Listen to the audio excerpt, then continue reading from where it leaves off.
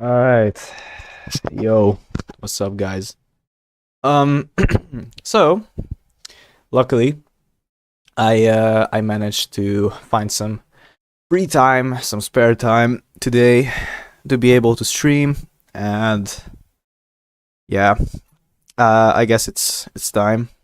So last time we did a bunch of stuff, and I just want to talk about the new stuff. So first off, a commenter actually, told me about some useful stuff. One of them is well, actually what he suggested for stress, because last time, I left stress as like an unknown thing, like a spirit, a mere thought, but there was no real stress really in the language yet. So he suggested penultimate stress, which I find very good. Penultimate stress is honestly one of the best sounding ones. The other one is like stress on the second syllable. That's also fire sometimes. It's nice. So penultimate stress. I'm not gonna mark it on the words, but probably when. So probably when I will be making the sound changes, I'll probably just have like a beginning like section that just automatically pastes the stress, because that's the easiest. Plus, usually, it will change with conjugation. That's the logical part. Um, what I'm thinking about stress is that in later branches, there will be like two types of branch. So two types of branches. One of them that keeps the original stress, and the other one that regularizes based on base forms. So what I mean here is for example, take the third person, third person pronouns. If we say we keep the OG stress, if we say we keep the OG stress, I'm gonna talk about this later. If we keep it, then we'll have soye, and the soye, right? If we were to take this and regularize it based on, so if we were to regularize this, then we'd have soye instead of soye. So that would change. About this form, this could go two ways. It either leaves like the base part, or it moves it to the first syllable to match the original, but that's just a thought for later. So for now, I don't think we gotta worry about this yet. So that's about it. I'm thinking what else I did. I did not finish the noun declensions, but I did figure out that I probably want an animate and an inanimate distinction. For example, you can see this shared case of instrumental commutative. For the animate, that's more like a commutative, and the inanimate is more like an instrumental. So that kind of makes sense. You don't use people, but you don't do something with a tool. You like, okay, this doesn't sound well in English, actually. Neither does it in most languages, but like, you don't, like, a tool cannot help you. You can just use it to help you. Like, you get what I'm saying. About this one, so I was wondering, I had a genitive case, right? Which would be nice and all, like have a genitive for possession. So I had this idea where if we take an animate object, then its possession, if it's possessing something, it will use a genitive, right? But if it was an inanimate an inanimate possessor, then we could use the possessed case on the animate noun. So like, it would be like that the inanimate can never be marked in possession, so it only can stay in the nominative, like if we were to say that. And instead the animate noun or whatever else it may be takes a possessed case. So, for example, if we were to say the cat's toy, right? We would say cat's toy. Not today, toy. But if we were to say, like, I don't know, the handle of the toy. Actually, no, hold on. Let's bring another example. Maybe.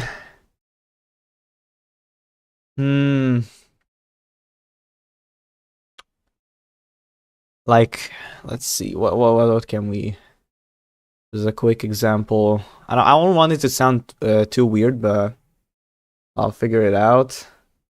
Something like not the top of the table, but the drawer of a table, right? So if we say the drawer of the table, then so here cat's toy would be cat genitive toy, but if it was the drawer of the table, then we'd have, oh wait, actually that doesn't work because it's an animate. We need can you even do that? Maybe like the house's dog. So if we have house's dog, then that would rather be marked as house and dog possessed. So it's hard to wrap your head around in English, but it would be to say, for example, no. Let's not use pseudo English here. That's not a good idea. But essentially, this is like the base idea I had. The reason why I said ponder about it later is probably because I might not want this in the pro language yet. I don't want the pro language to be overcomplicated, right? Because sure, it's fine. Having like a bunch of features in pro languages is fine. You just don't have to overdo it. But for example, look at pro Indo-European, right? It has 8 noun cases. I think 8 is the most agreed on, and but you look at the verbs, it has like, I don't know, a couple thousand possible verb forms for one singular lemma, and that's the pro language, right? And the modern languages you usually don't have that. You usually have like, I don't know, a couple 10 maybe. And the other side is if you just have a simple pro language and you just evolve everything from it. So, you know, you just like suffix stuff and make up new constructions. I mean, look at English, for example. English just took all of its cases, dumped it into the trash can, and decided to replace them with word constructions, right? So that's also an option. Anyways, I think I will throw this out for now. I don't really want to mess around too much yet. And I think that's about what I did. I did write some stuff down. This is just for word generating. So I also did this rule about if two of the same vowels collide, you append age between them. I don't think I want to do that. I might want to say that like two of the same vowels becomes a long vowel in hiatus. So oops, and I'm just gonna mark it down. So long stress, long is marked by a macron, stress is by acute. I think that's called an acute. Oopsies.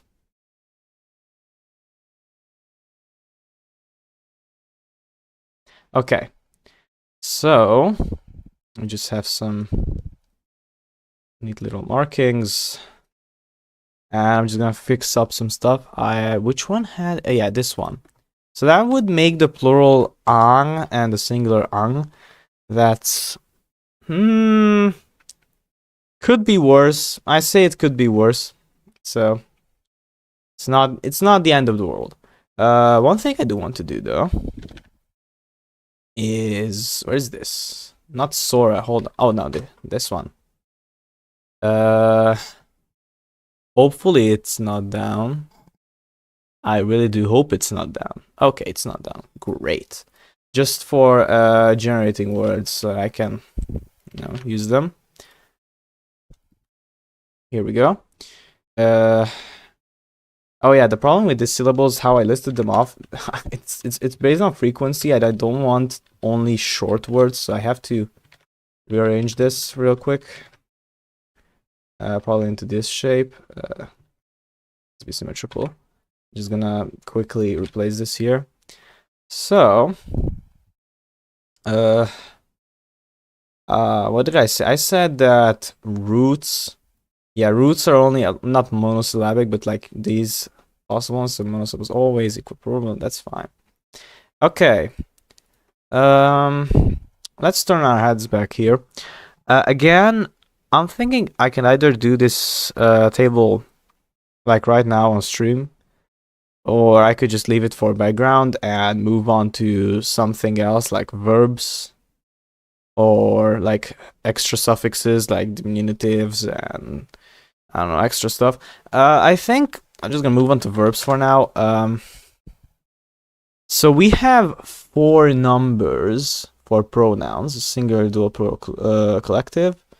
3 persons. We obviously, for the verb, we obviously need all the 3 persons, right? That's expected.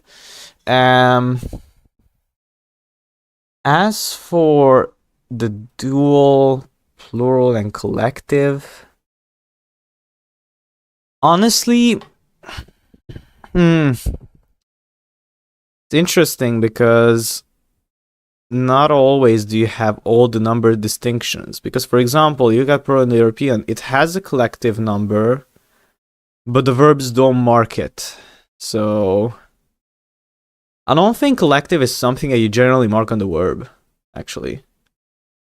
So, I say that in verbs, we only mark singular, dual, and plural, which takes the collective as well, then.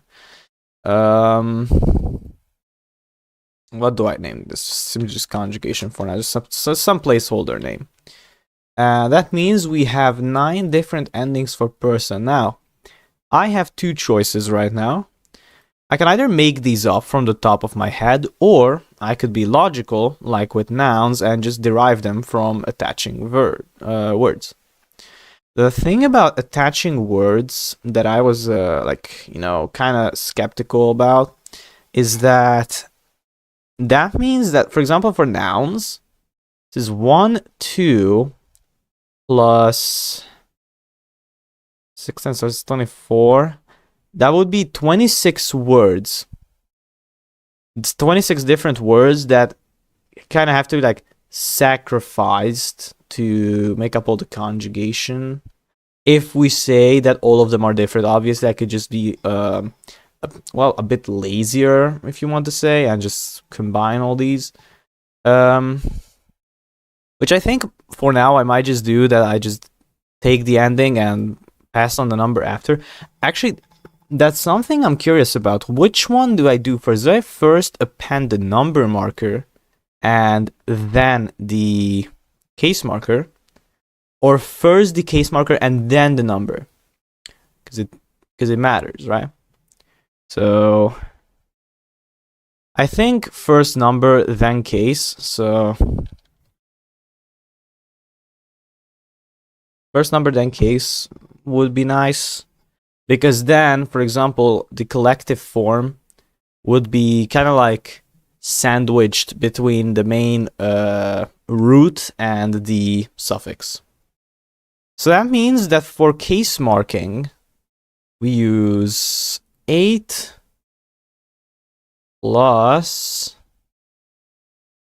that's 9, 10, 11, plus another 6, that's 17 words only to take care of both animate and inanimate conjugation, which I say is a nice trade-off. I don't know if I talked about number construction last time, by the way. Like 3, 10, 7, meaning 37. So that would be like 37 would be looking like this. One young yar. That would be, well, 37 in base 8. So yeah. That's how you would make numbers. Okay. Okay. We did numbers. First CV. Oh, I'm dumb. Okay, I'm dumb. Number more like the plural actually goes in the beginning of the word, not the end. That's fine. That's fine. Oh yeah. Also about animacy, there was this thing with the possessor stuff. So the possessor possessee. So something's something. If animacy based, that would mean that the more animate object would go first. So that would be first, whether it be the possessor or the possessee, and then would go the last animate object. So for example, if I did again bring up like the example from earlier, like the cat's toy, then this is this is how it would stay. But if I were to say the toy's cat, that wouldn't exist. So this would be ungrammatical, and instead it would be said as cat toys. So it would still it would keep the word order intact. It just moves the marking instead. So that could work. I actually like that pretty much. It's easy to get rid of, really, because if you just don't care about animacy as much, you'll probably not do so in speaking, right? So one of them will win over, like being the dominant, depending on word order and such. So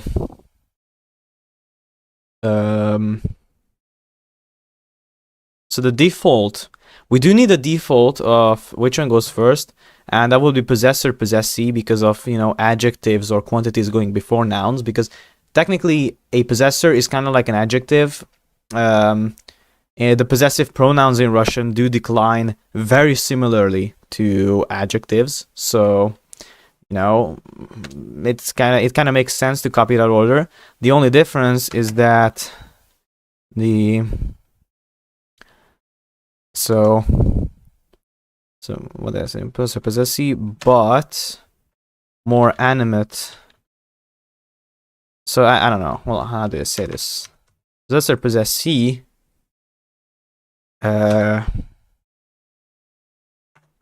But more animate. Noun goes first. I'm just gonna say noun. Obviously, an adjective can be a possessor too if it semantically shifts enough. But for now, this is how it goes. More animate nouns goes first. So if you have an animate and an inanimate, always the animate will go first, never the inanimate. That's fine. Collective, I define it as all or group. Okay, so back to verbs, which I was doing. Again, I could either use words or just make up the suffixes from the top of my head. Conlangers do both, honestly.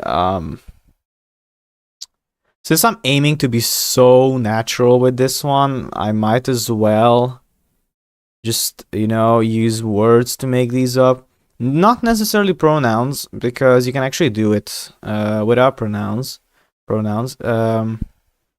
Like using, for example, one for the third person, or so like self for the first person. You can do a bunch of those.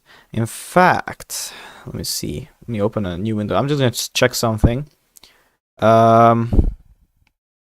So, for example, in the Pro-Indo-European copy that I did, this is the person chart. So I used reflexive simply just for the first person singular, reflexive in the dual for the first person dual, but to dwell for whatever reason for the first person plural. So like like the ones dwelling right here, whatever that means.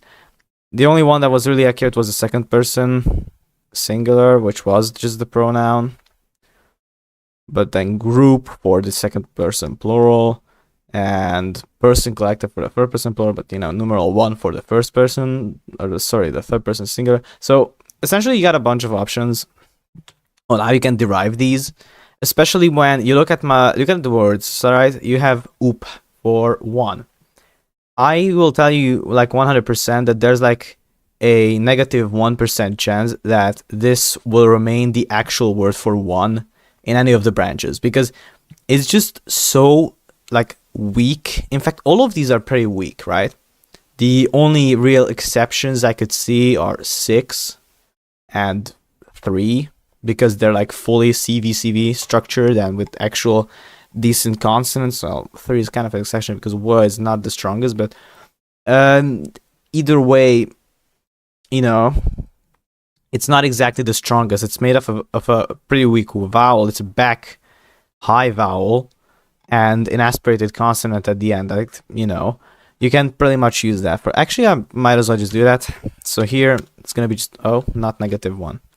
I'm just gonna mark it like this, and I'm just gonna extend this because I want to, like, you know, keep like an etymological like little note so that I know what is what. But I do have to add little words just so that I remember what is what. But first, actually, hold on, pronouns.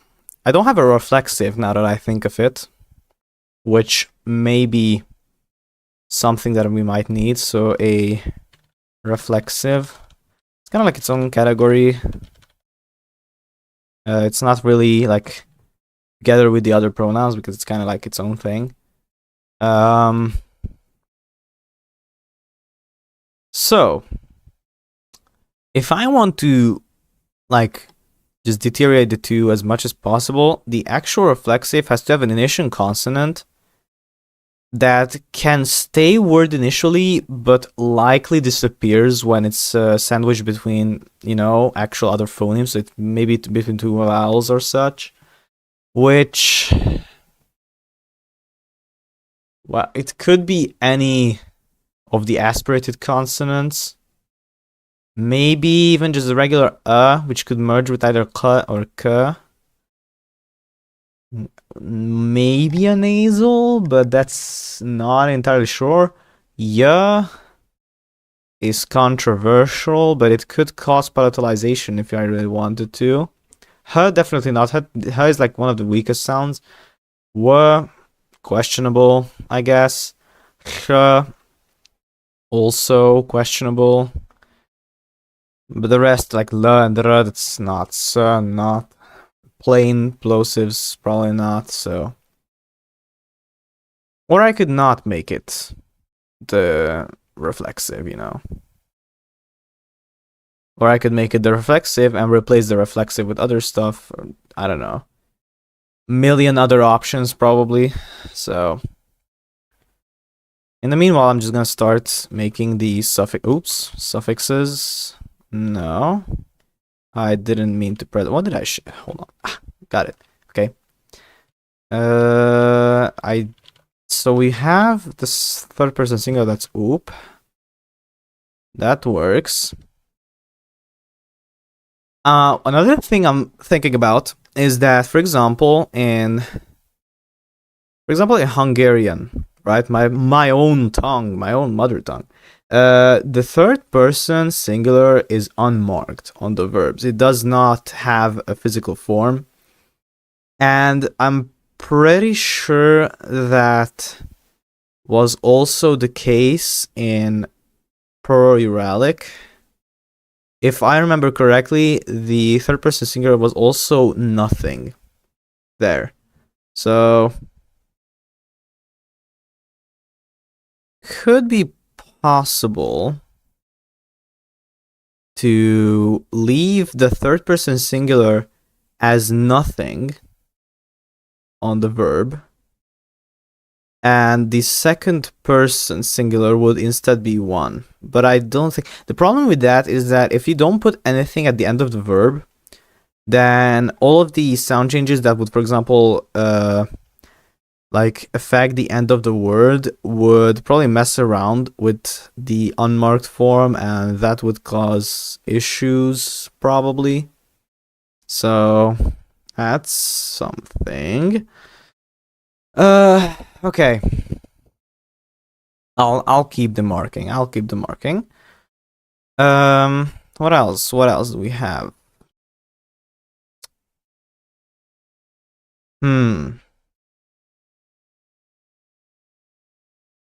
That's a great question. Reflexive. Actually, hold on. I have a word generator, by the way. I could just generate a reflexive. Look at all these beautiful words. I don't even have to think about making them up myself. God, yes. Mecha. Oh no. Cleta. Not bad, actually. Not bad. Hmm.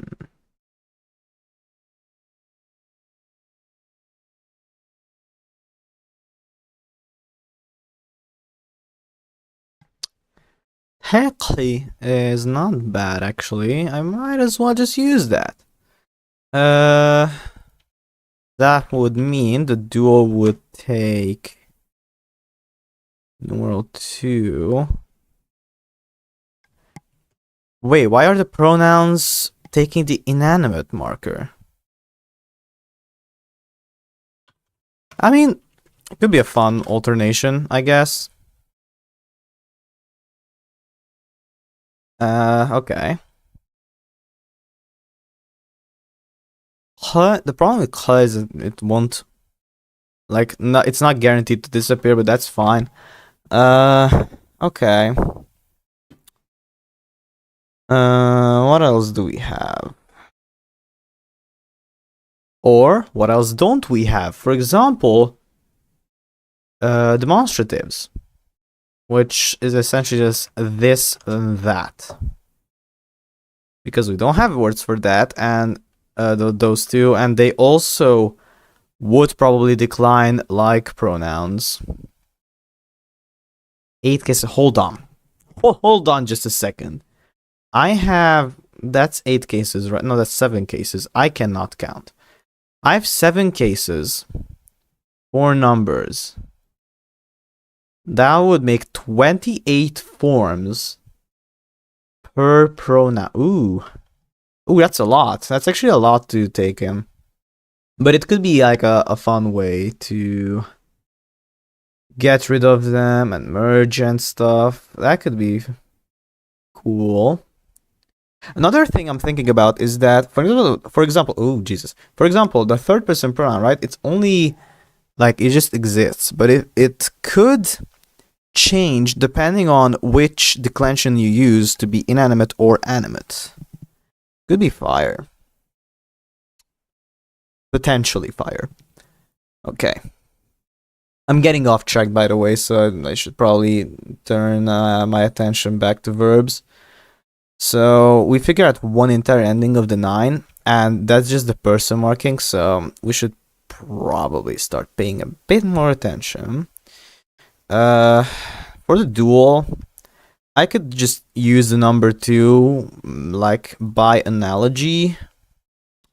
Another thing is in Proto-European, for example, the 2 duals that are not first person are the same, or at least they're reconstructed as the same in a bunch of cases. There are some differences, but the most common conjugation, I think, has them both equal. So it's a possibility. That is fine. We can care about that later.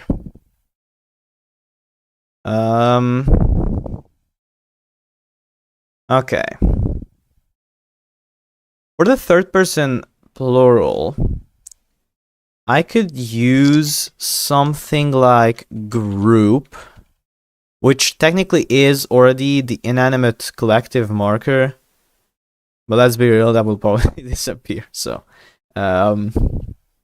since the inanimate already has a proper ending for the plural, that's not reduplication, right? It's hand, because, like, you know, handful, that's like a bunch, you know.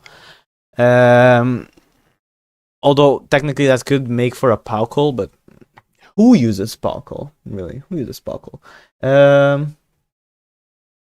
So I'm not afraid to use group, which could be fire. We don't have a word for that, but, you know, I'll make a word list later probably.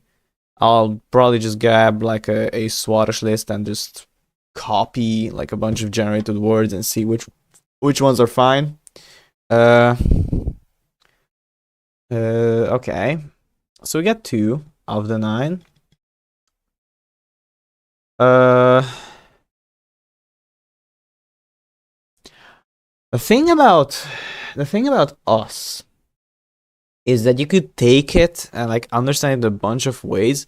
So for example, when you say us, people here, you could be thinking of just the people here, or you could be thinking of them as like people who belong together and who are different from others, right? If, for example, when naming the language, you could say that, for example, the word for foreigner, or however you pronounce it, can be a word that comes from the meaning like the one who does not understand or something, or the one who does not talk, and all that. So we could take that idea and say that the first person plural comes from something that like could be a verb, understand or speak or hear or stuff like that.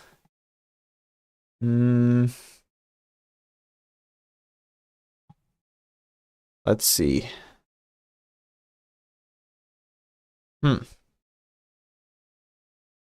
This is a hard decision.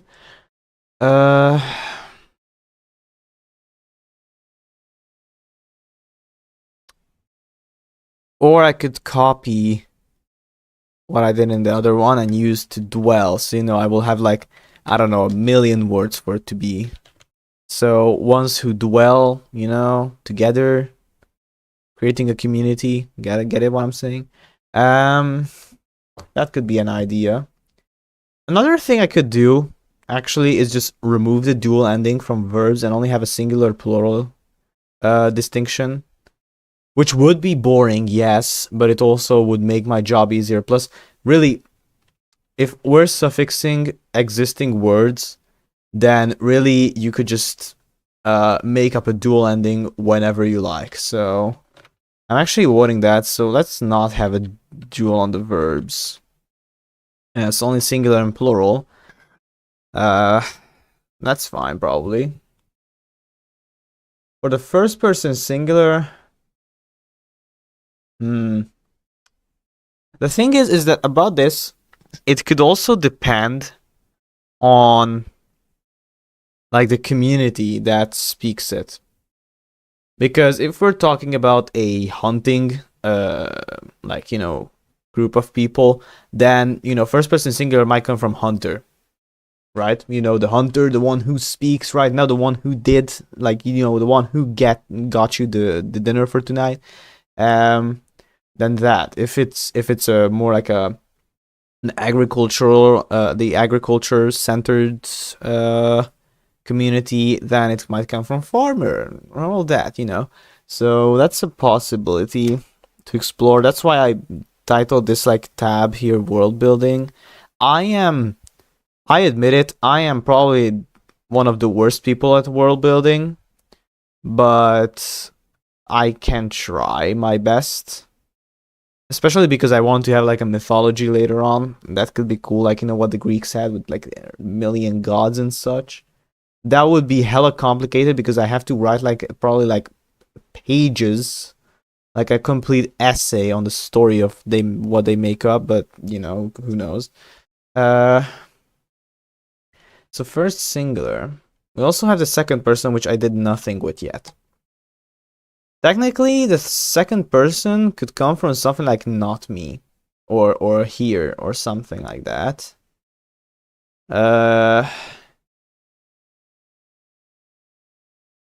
Probably. And the second plural.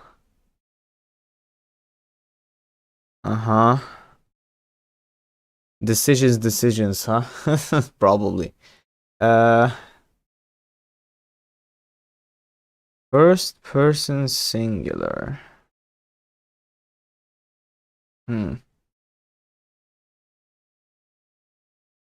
What can I do with the first person singular? Because I don't want the pronouns to be suffix because these are like gold. But also just noticing these two begin with the same consonant and I don't want that. I don't know, I'll leave it for now, but I might rethink that. Might make up my mind about that.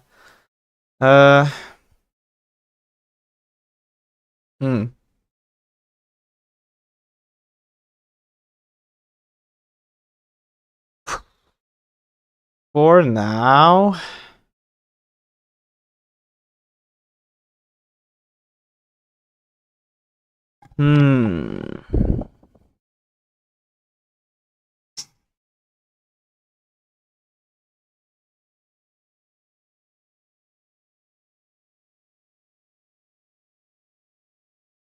actually, I'm thinking for second person plural, that could be also similar to how the third person plural is group, right? So it could be like people. What? Oh my fucking god! What does this guy want? Can't even see the message that it says. Oh, that's funny. Anyway, we could have something like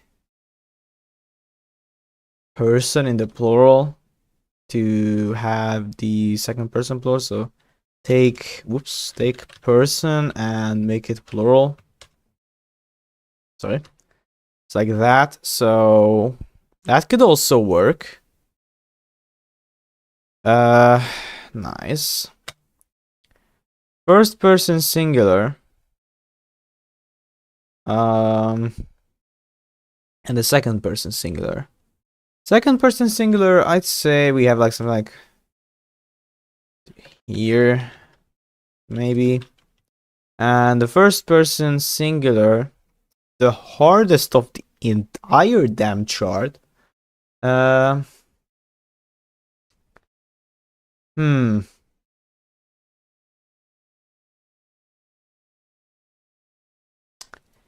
Definite article? Maybe? I mean, we don't have articles, but it could work. No? I don't know. I don't know. I'm just saying shit. Let's see. What else? Let me check my literature. What did I do? Okay, that's kind of cheating. So in the other one, it was reflexive, right? But there was also one where it was to tell combined with the word that meant this person. It's kind of cheating because this person is a weak monosyllabic root, and so is to tell. So that's not the greatest idea to use here. But using the demonstrative, this could work actually. I support that. I say this is going to be the first person singular. And that's as far as we can go because we don't have actual vocabulary yet. So conjugation, let's call it finished for now.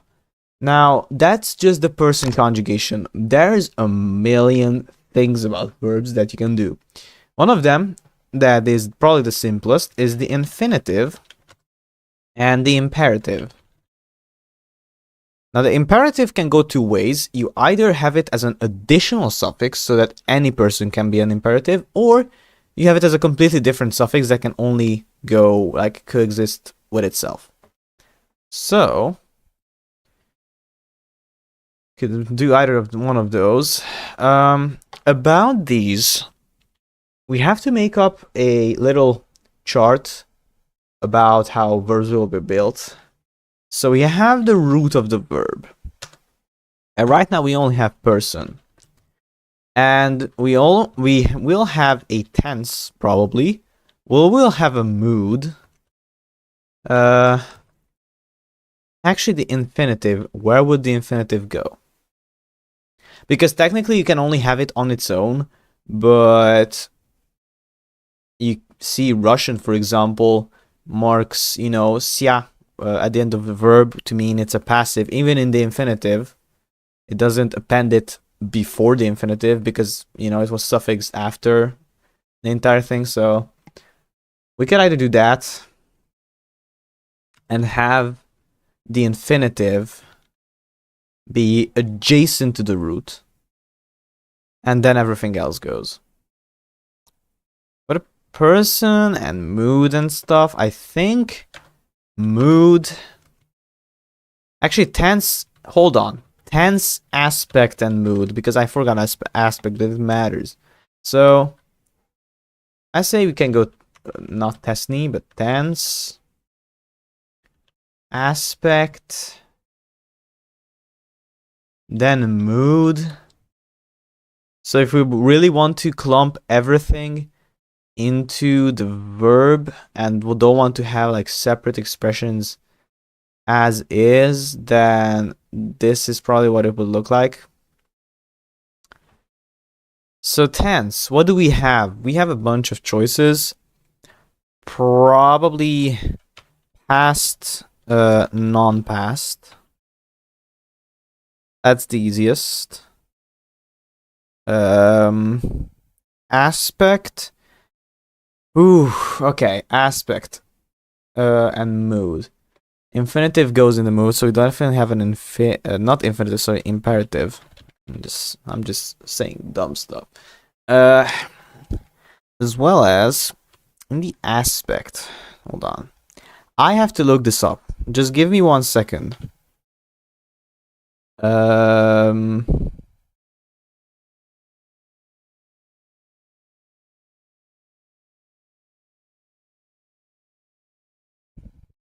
Okay, there it is. Here I think aspect. So aspect shows how the action is being done, which we obviously want to have an imperfective, a perfective, and optionally we could have a separate one that just states like general truth. I think that's called the stative, right? No. Imperfective, perfective, and stative, or the present, aorist, and perfect. Yes, I'm looking at the PIE wiki page right now, but so the what?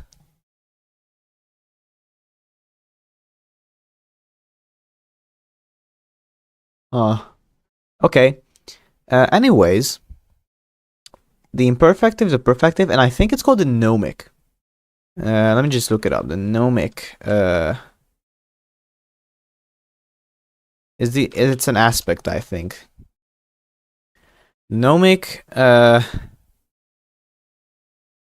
expresses general truths or aphorisms. As a general truth, yeah. So we could have a nomic. What am I typing if not into the cell? We could have a nomic. Which the difference between the imperfective and the nomic just says a general truth. The imperfective says that it's happening right now. That's the difference. That's the entire difference.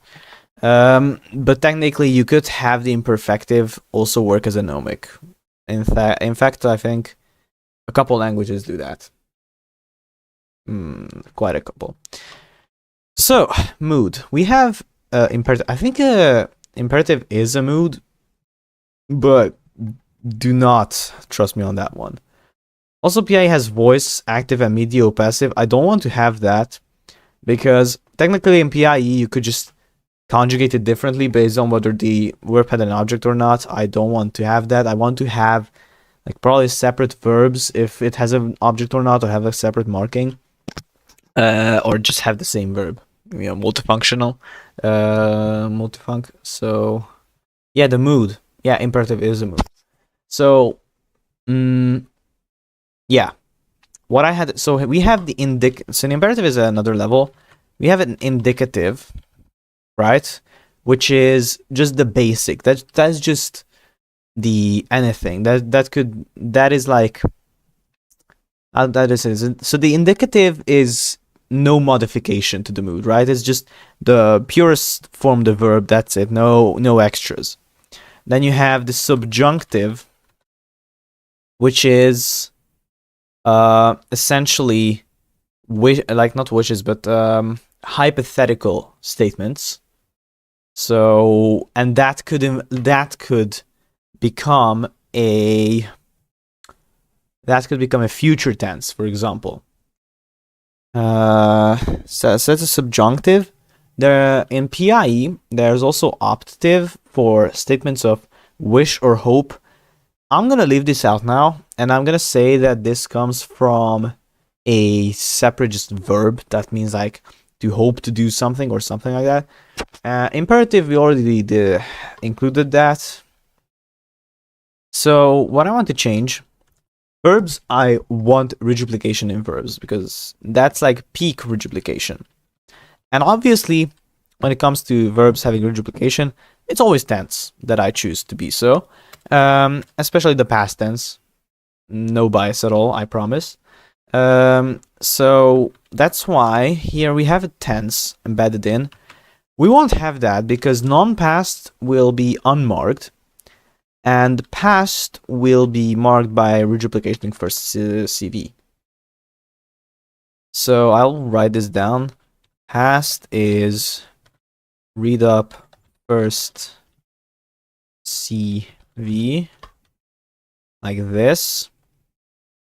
So past goes there, and it's just simply just past.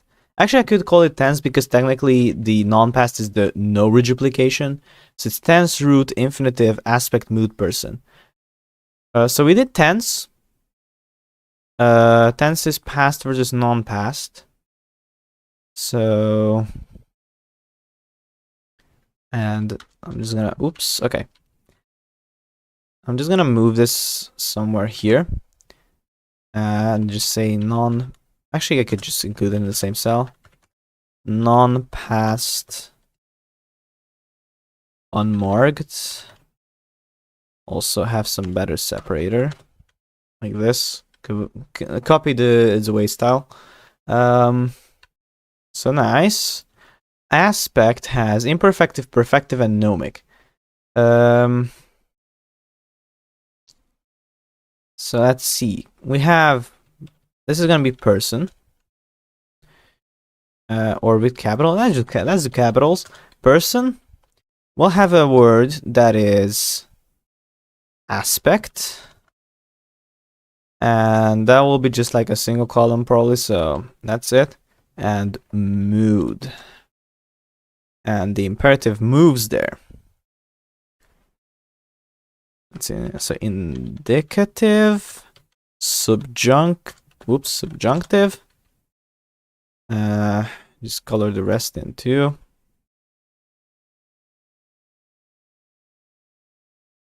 I can just fuse this into the same cell. And I'll just copy this over. Aspect has imperfective, perfective, and nomic. So that's also a 3.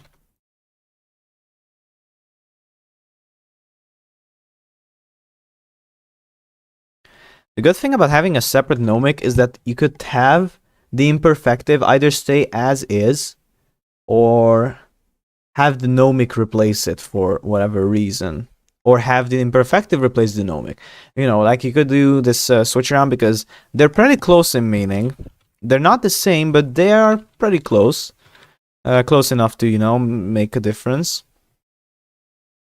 This is important, so I'm just gonna keep it up there.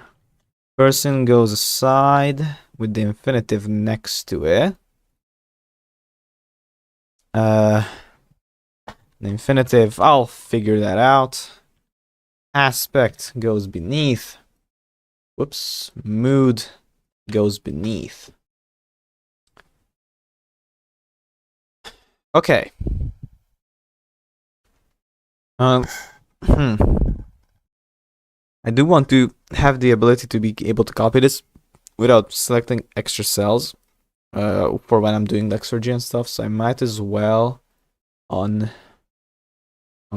these so, like, you know, I can reach through. and just have them separated by like a black cell. Like this. That's fine. It's not the best design I ever did, but it's probably fine. Okay. So now it's time to make up a bunch of endings. First off, the imperfective, unmarked. What a shocker. The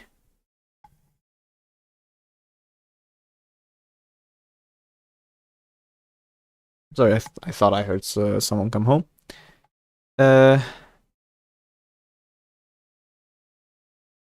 Oh my goodness. Okay. Perfective and nomic.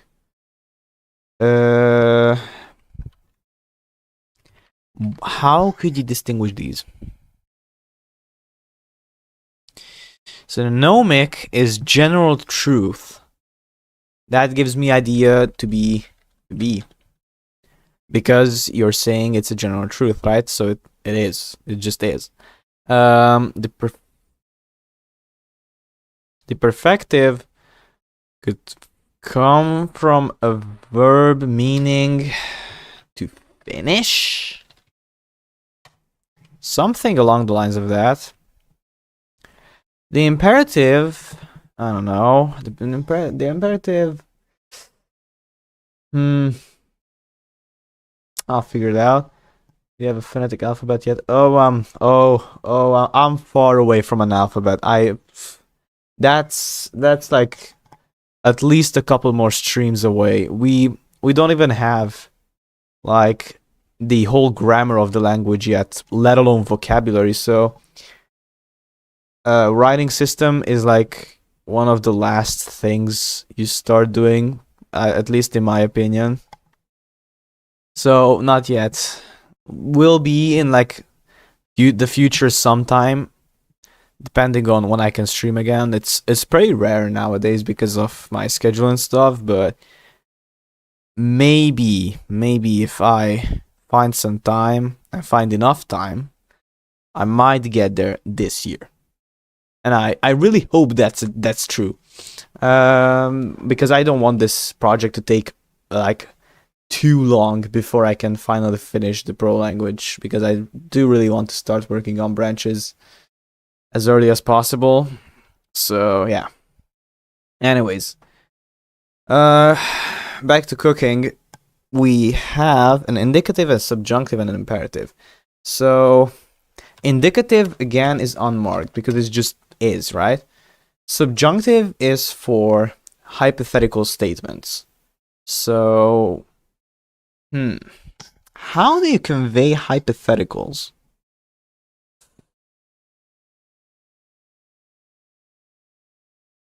Maybe like to think, right? It's a hypothetical situation, so it's not real, but you do think about it. So you do ponder about the possibility, right?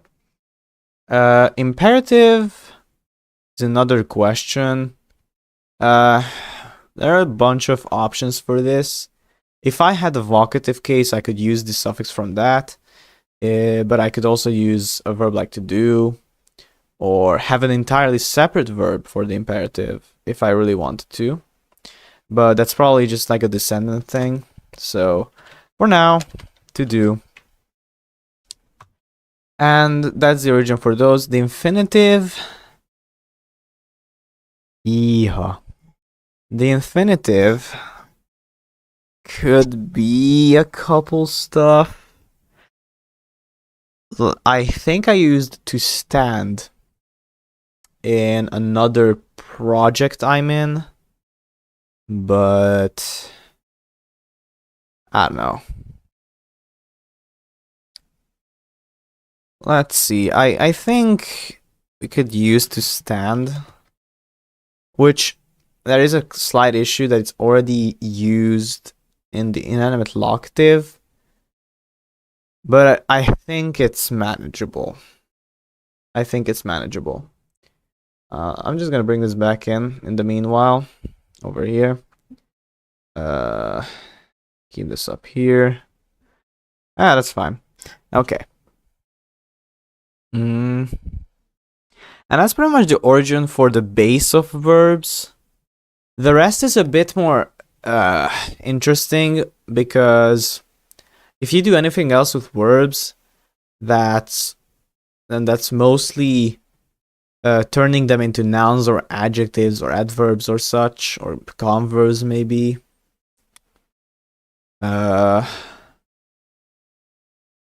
So, I mean, the only real exceptions are passivization and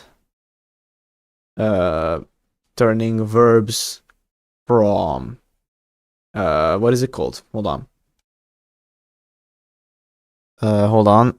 From so turning transitive verbs into intransitive verbs and vice versa. So that's also something you can do with suffixes that could be listed here. I don't know what to call them really. I think I'll just put this like at the end called extra. I don't really have a separate name for this. Actually, let me hold on.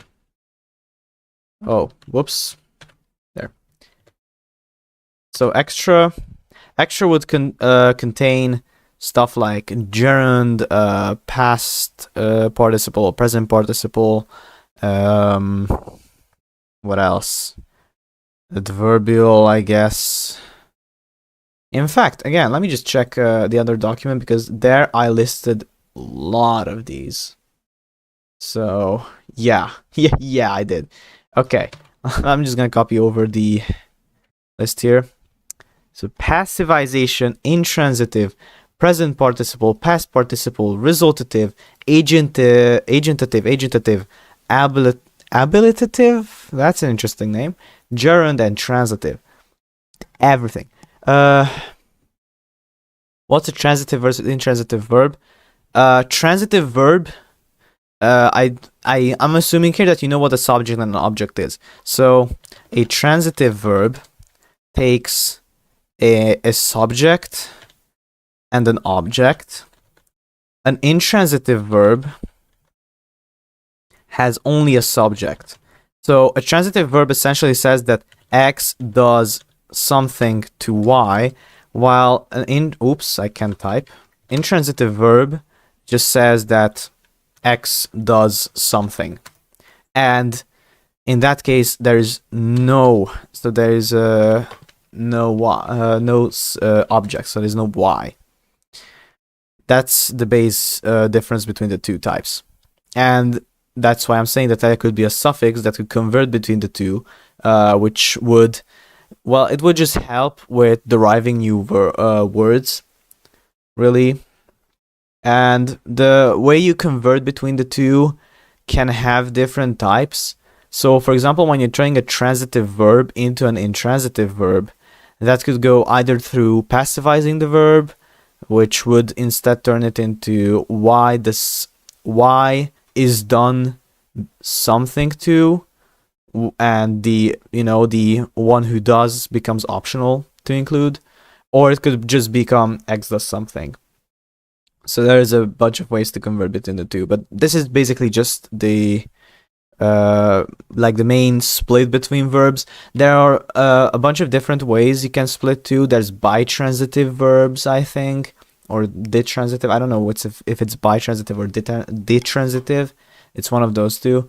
But there's a bunch of ways. But the transitive and intransitive is the basic too. It's the most common too. Oh. Starting with an alphabet is interesting, to be honest. I don't know. I've never really seen anyone do that, but I mean, I'm not the one to judge, right? I'm not a professional by any means. So if that's how it's easier for you, then go ahead as you wish, right? Everyone has their own way of doing this. There's rarely two of the same people, like exactly the same people. So yeah. Anyways, so this is what the other Pro language I had, the TeamU IPA. or Team UPIE, sorry, had a bunch of these. So passivization, that's what I said. That's turning X does something to Y. X does to Y. Turning it into Y is done to. Like, that's passivization. Intransitive just removes the object as is. That's I feel like that's optional and doesn't really need a separate suffix, so I could remove that. Passivization is definitely good because a bunch of languages have that. I think most languages have some form of passivization, as it is more an art than science. Yeah, that's true. Conlanging is a special type of art form for sure. It's a very mixed one. So present participle, past participle. Those are good. Resultative is saying the result of something, you know. So for example, if you have a verb like to walk and put a resultative on it, then it turns into something that means, like, you know, a walk as a noun, or maybe like a distance or such. That's also good to keep. Agentative is just saying one who does. That's good. That's good to keep. Abilitative is an interesting one. So I define this. Ignore the little this part. That's just how it's formed. So it means having the quality of X or ability to be X'd. It's a bit of a weird term to explain, so I'll try my best to explain what I probably meant. I'm not exactly sure because I'm pretty sure I wrote this at like 10 p.m. in some past few months or maybe even a year. So if I say, for example, I have so this could be probably explained by the suffix able, not able, but able. So something like saying like edible, right? From eat. So saying edible would be like having the ability to be eaten. Having the quality of X or ability to be X, I'm pretty sure I just said the same thing twice there. But essentially it's the suffix that corresponds to English able. Probably. I might keep this here. Having the quality of X, I'm not sure what I meant by that. It may be like a broad term, but I don't know. Like having the quality of God knows. We also have a gerund. A gerund is, well, a gerund is like, for example, if you say, if you ask your friend like, did you like my cooking? Then there, cooking is a gerund. It's not a present participle because a present participle, at least as far as I know, is an adjective, essentially. A gerund is a noun. So did you like my cooking is not the same. So did you like my cooking goes to the gerund, right? But the present participle would be like saying a cooking chef, right? So you see the difference, right? You see the difference on what it means. Transitive, that's an interesting. Again, the definition, meaning while turning into or becoming. Okay. That's interesting. I don't know why I listed that as a noun or adjective, but that's a converb. That's a converb meaning while turning into or becoming. Huh. Okay. Oh, that, I mean, sure, I guess. I don't want to have a translative just yet. I would rather have a... Does it have a name? It's a converb, meaning while doing something. So I know that in that plural language, I'm just gonna copy this over again. I'm probably going to do this a lot of times. So I had this little table. It's called converbs. It's not entirely converbs, but essentially, it creates converbs depending on word order of the verbs and whether they're perfective or imperfective. So, for example, this is what I was talking about. The imperfective and perfective was while xing, you wide. That's what I meant. Like, for example, I fell while running. That example is taken from Biblaridian. Like I fell while running, that would be said as run. I am running and I fell, or I was running and I fell. So instead of having like some suffix that turns into running, that turns running into some adverb to turn into I runningly fell, instead it just encodes it using word order, which is, I think, a great concept. And I might as well keep this somewhere, like probably like here. Yeah. So transitive for now can be discarded, and yeah. And that's it. So we can now begin to fill these in. Yippee yay. So the origin of these passivization in Russian and a bunch of Slavic languages, it's not a passivization, it's more like just a simply turning the verb into a, well, it actually is a passivization, kinda. It's more like turning the verb into a reflexive. Actually just comes from suffixing the reflexive. So the Russian, sorry for the romanization, but the Russian sia comes from the Pro-Indo-European same, which just meant, self or one, I think. So either way, I could say that the passive just comes from the reflexive. So that would take tekli and append it at the end of the verb. I didn't use that, right? I don't want duplicates, so I want to avoid duplicates as much as possible.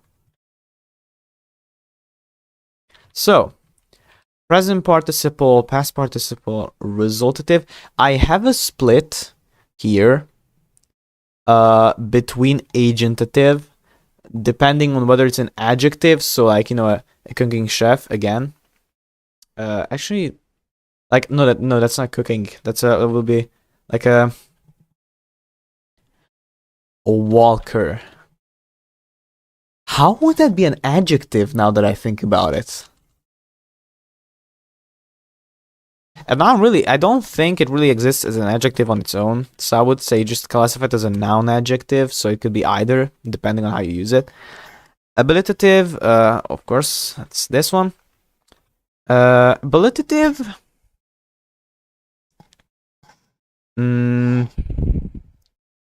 Well, if we're saying that it's having the quality of X, then technically I could use something like to look or to seem as a suffix if I want to have a simple suffix.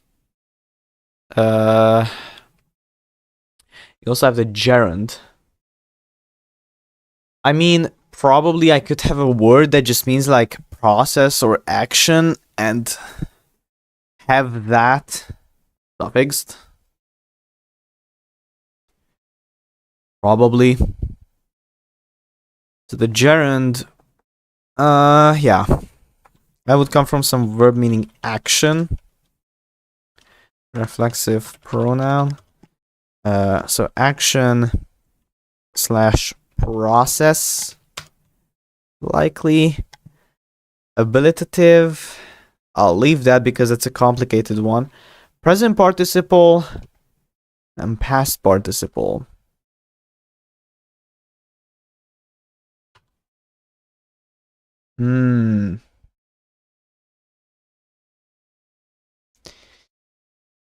Well, that's not the easiest one, to be honest. That's not an easy one. Uh, present participle. Doing something, but like as an adjective. A cooking chef, that would come from like.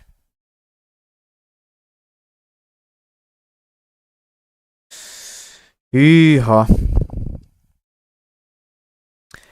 This question is so hard, it's making me think in Hungarian. It's a rare thing. I mean, present present participle. Yeah, let's leave these ones for now. I don't want to stall the stream for too long. Resultative. That's just saying the outcome of something. So we could have like something like end, or maybe even a word in back, right? So the back, your back, that would be like the backside of something. That would be the end of something, and then you could carry that over to the verb, meaning the end of the verb, which is the outcome of the verb, the result. Agentative. That's probably the simplest one. Person. It's very similar to the second person plural suffix, but I'm willing to take that risk. I'm willing to sacrifice that one time, because actually, yeah, I mean, I'm gonna mark this in bold and red just to know that this is probably not my best. Oops, not that red. This red. It's probably not my best choice, but it's a choice nevertheless. Present past participle and ablative.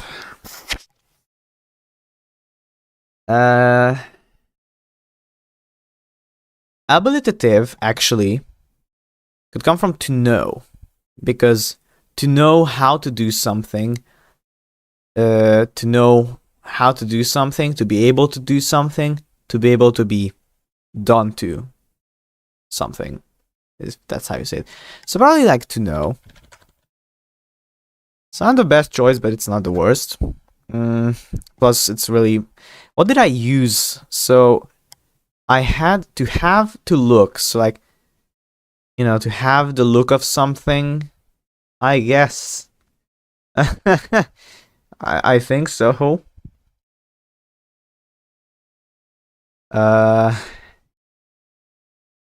Ooh. Not an easy one. Not an easy one. Okay.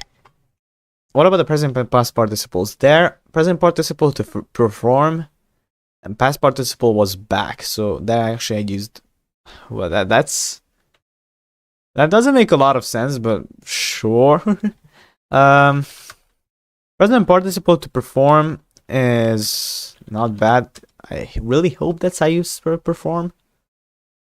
The past participle, however, that's saying something that had been done something to in the past. So, like, to experience. That's a very complicated... The problem is that that's a very complicated term. To feel, maybe, because like, to feel something happening to you, to have felt it, like to have that feeling, to know that feeling, something like that could work. Yeah. For the agentative, I either change person or I change the second person plural. These are the two choices I have. Honestly, these are the two choices I have.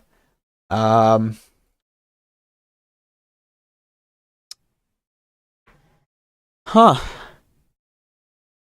What a choice. What a choice. What else could I use as second person plural?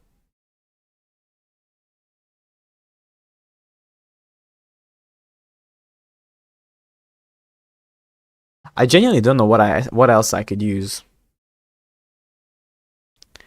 I'm lost. I'm lost, dude. I'm so lost. Uh,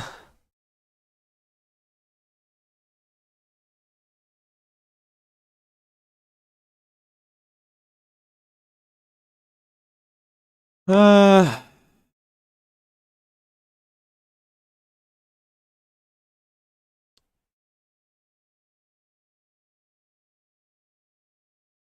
hmm. What? Let's just list off stuff. So we could have to here, and then some pluralizing. We could merge it with the third person plural, but I don't want to do that. We could also have some collective, like all, but that's used as this collective. And the thing with animates is that their plural is formed by reduplication, which is highly irregular. If you descend the language, it becomes a mess, and we all know that. So if I were to take the collective, right, that would collapse into the plural, whereas here the group could be lost, right? Sure, some branch will probably keep it, but it could be lost very easily. And probably will if the verb, keeps using it. So unless I make up some new plural later down, I don't think I can use all.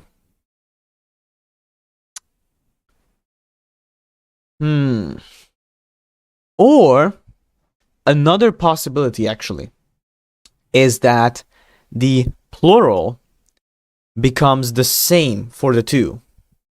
And in that case, I can use all,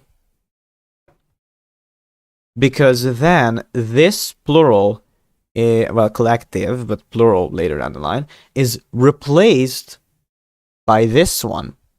But this one also replaces this one. Sorry, no, wait, what? But this one is lost, and this one replaces this one, and this one is also lost. And then we end up with a pretty nice system. Okay, I like this one. I like this. I like this. Okay. Not bad, not bad. In that case, we can keep person as the agentative. Nice. That's pretty nice. Okay. So mostly we're just dependent on vocab now. That's nice. Also, about nouns. We also have a bunch of suffixes that we could apply to nouns, and also verbs, now that I think of it. Because, for example, in verbs, how do you represent, for example, repeated action? How do you represent that you did something like more than once, you did it a bunch of times over and over. Repeated action. Then, what else?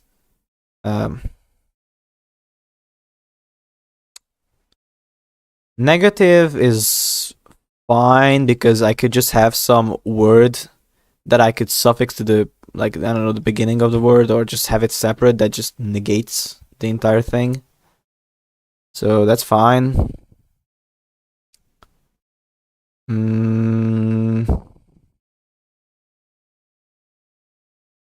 Repeated action. Let me check the other one. I had, repeatedly. To do once more, I think that can be managed with some construction. Past in the X.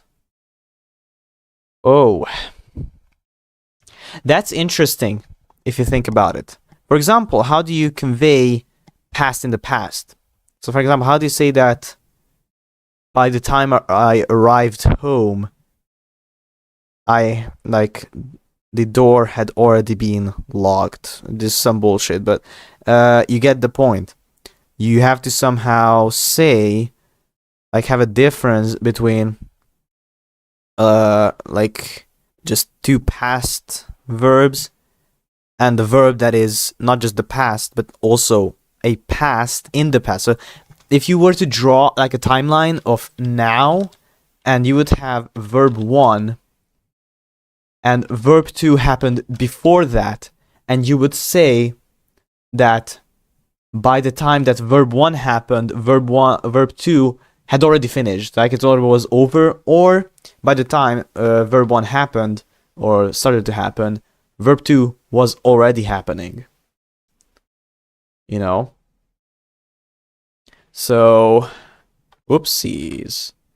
And not just past, future in the X could also be interesting, but I could just say that the subjunctive can do that because subjunctive is about hypotheticals, and the future, well, if you look at it, it's pretty much a hypothetical, right? Sure, you can be sometimes like sure about the future, but that doesn't mean that it's a 100% certain. It may be just only 99, you know, and you never know. So repeated action, past in the X is something to think about. So past in X is something to think oh my goodness, something to think about. I also have something called continuous from past through the present, which is a weird way of saying it. It's essentially saying that right now something is happening that started in the past, but that's pretty much the present imperfective, like, you know, because it's kind of conveyed in it. Technically, you could be hyper specific like English is, but you know, that's pretty much later down the line.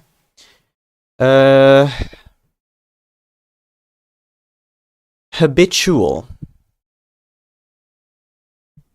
Well, repeated action could also be a habitual. The habitual is it's an aspect, yeah. And iterative. What's an iterative actually? Hold on. Iterative aspect. What does iterative aspect do? Simulfactive, yeah. Expressing the repetition of an event to observe on one single occasion. As he knocked on the door, he coughed. She's drumming. Not using frequent aspect and habitual aspect, both of which signal repetition over more than one occasion. Oh, okay. So repeated action are habitual and possibly an iterative. Because the difference is that habitual happens, you know, more than one occasion, and iterative happens only once. I feel like that's also kind of dependent on what verb you have, but sure. Okay. What else? What else? Do I have anything else?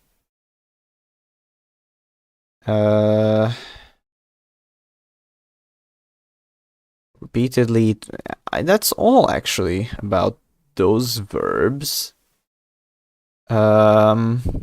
Did I have anything else? Well, this is weird because I have two conjugations listed here. One of them is normal, and the other one is used for emphasis when you're emphasizing the subject over the action, which, sure, but I am not in the mood to make 6 entirely new suffixes, so I'll leave that alone. I did find something interesting here, but okay. Ooh. That's I did find a nice little list here. More verb stuff. New ones. I'm just saying shit here. What else? What else?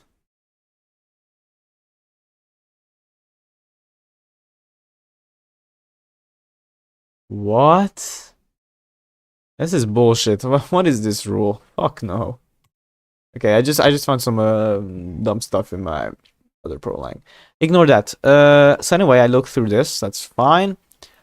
I'll look through some other ones of my projects just to check what else we have. What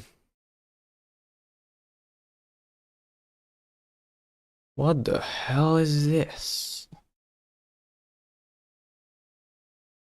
Okay.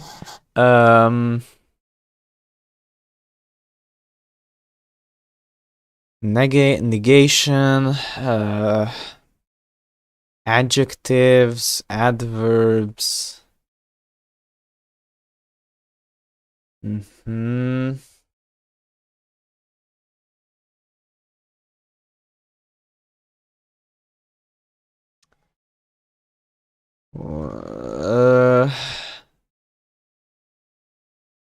Verbs, let's see. Resultative, agentative suffix, present participle, infinitive, imperative, passive. Yeah. A bunch of suffixes. Yeah. I guess. Other than that, it's mostly shifts. Okay, this did not help me. Let's see my very cursed Conlang that I absolutely despise. Verb modality, possibility, obligation, and necessary. Okay, that's something that I think I can do with verbs where, you know, there's a difference between I need to leave, I must leave, I might leave. You know, all of those have a difference. I'm able to leave as well.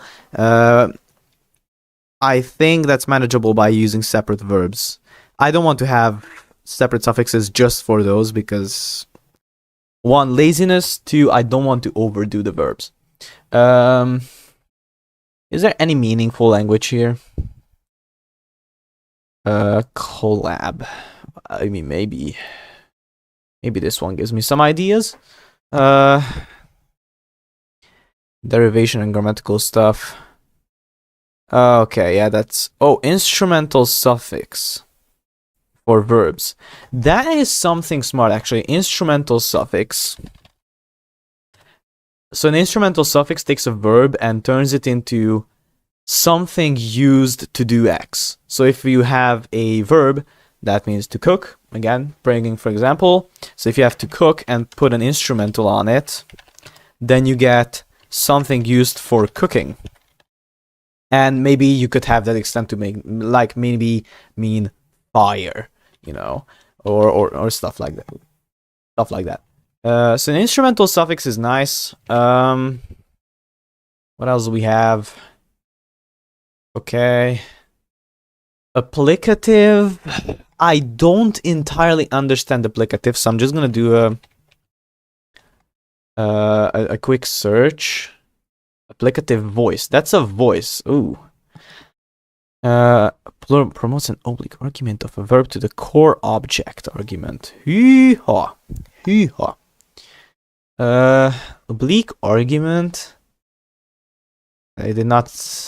This is CS or what? What? Whoa. I'm a bit confused. What's CS? Do you mean Counter-Strike or do you mean something else? I'm a bit lost. I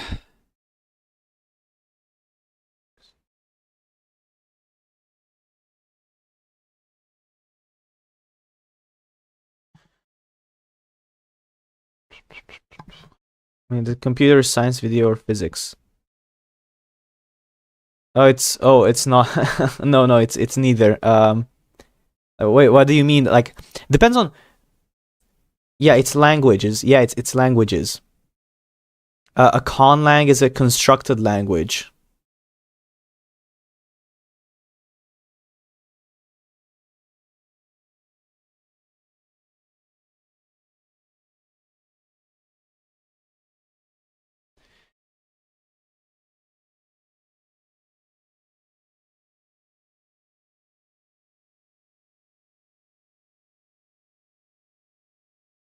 Hmm. Oh my god, there are multiple applicatives. Oh dear Jesus. Oh no. Instrumental, comitative, benefactive, locative, and rarely genitive. Ooh. Oh my goodness. Okay. So, what could be the difference? So the applicative takes a secondary object and turns it into the primary object. So saying like, so for example, when I say I talk to X, then X here, X is the secondary. Actually, no, I say X to Y. That's a better example. So here, X is probably is the object, right? And Y is the indirect object. So what a valency changing operation does is remove the base. So it removes the base object and turns the indirect object into the object. So that would turn I say irrelevant because it's no longer existing to Y, which would then be carried over to mean I talk to Y. And in that case, Y is the object instead of staying the indirect object, which is a bit weird because when you say I talk to somebody, you usually say it with the dative case. So for example, in Hungarian, oh no, that's a bad example because that uses the instrumental. Fuck.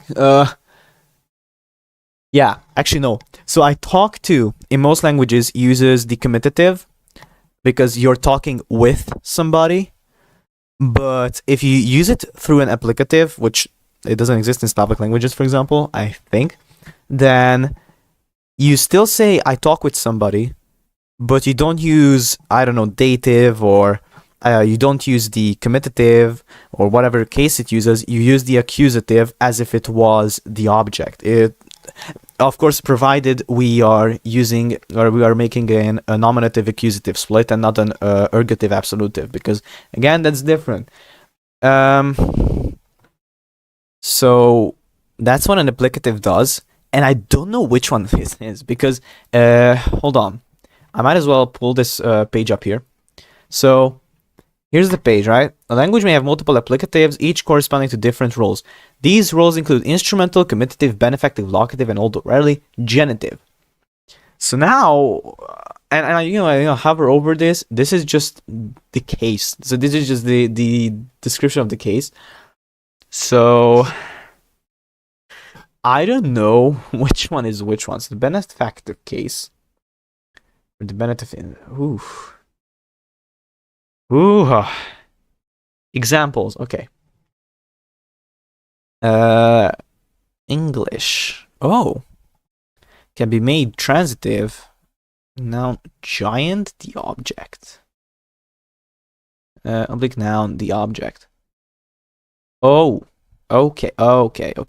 I'm faster than the giant. Jack outran the giant, but outran is, it's kind of weird because outrun is like kind of a different verb altogether. Can be made passive, which is not possible with ran.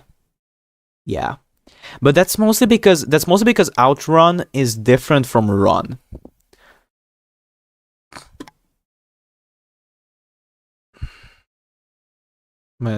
Yeah, okay. Swahili. Oh no, Swahili. Huh. I mean, it's something. Okay, I'm starting to get what it means. So applicatives question mark, because I don't know which ones I want to include, but I do feel like we could have some applicatives. That could be fire. Okay, returning to my other little sheet here. What do we have? Applicative. Okay. No. Inchoatives. From stative verbs. Okay. So inchoative research. I'm gonna research that later because I probably have to go soon. I'm just gonna collect for some stuff for now, and then we'll part ways. Yeah, okay, repeatedly. Verbal diminutive. So diminutive is something, it's like belittling something. So for noun, it's like saying a little, like a little dog, right? A doggy, right? That's the diminutive. Now for a verb, it would be like to eat a little or to run a little or something like that. It's optional, but I think I'm just gonna mark it with a question mark for now. What else we have? A patientive suffix. Oh, patientive is the one who is like receiving the action. But I think I could create a patientive from passivizing and then taking the gerund, or no, the agentative. Sorry. So I'm pretty sure that could be done. Okay. Yeah. Causative. Causative is interesting because it's kind of like the imperative.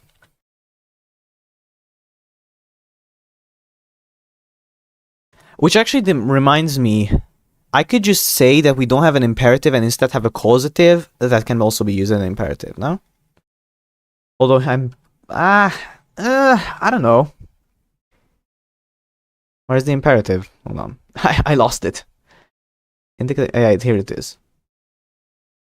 So causative is pretty much the same, but I think the causative is a bit of a broader topic. So the imperative, I think, like goes in the category of all the causatives. It's like one of the subcategories. Relational suffix. That's not verbs. The rest is not verbs here, so okay. Hmm.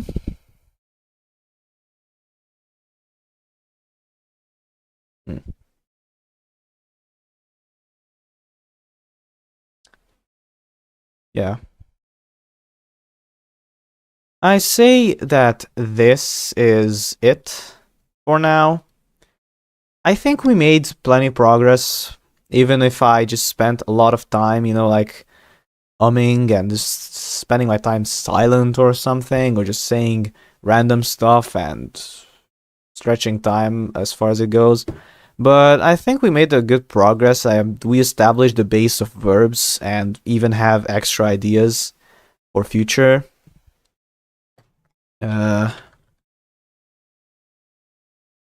So I'd say that I think this is where I'm gonna leave it. So I don't know when's the next time like I can stream. It really depends on how my timetable will change in the future. It's possible that my Thursdays or Tuesdays won't be free anymore in the future. Depends on how my schedule goes. But probably during holidays it might be possible that I stream. Very rarely do I stream when my parents are home. But I will try my best to move my time around in such way that I can manage to, actually spend time on this channel, because I really didn't spend too much time lately, and I do want to keep this channel alive because I do genuinely love my viewers. I do genuinely love my channel. It's like a good hobby, a good way to unwind after a long day. So, anyways, that's it for now. Enough emotional stuff. See you guys sometime in the future. Even I don't know. Probably in the far future, so in like a couple of years, my schedule will be better, and I will have like maybe a proper upload schedule too, maybe a streaming schedule. Who knows? It's years away, right? So anything can happen in this couple of years. Until then, have a good day, night, morning, whatever, whenever you guys are watching, and hope y'all enjoyed today's stream. And yeah.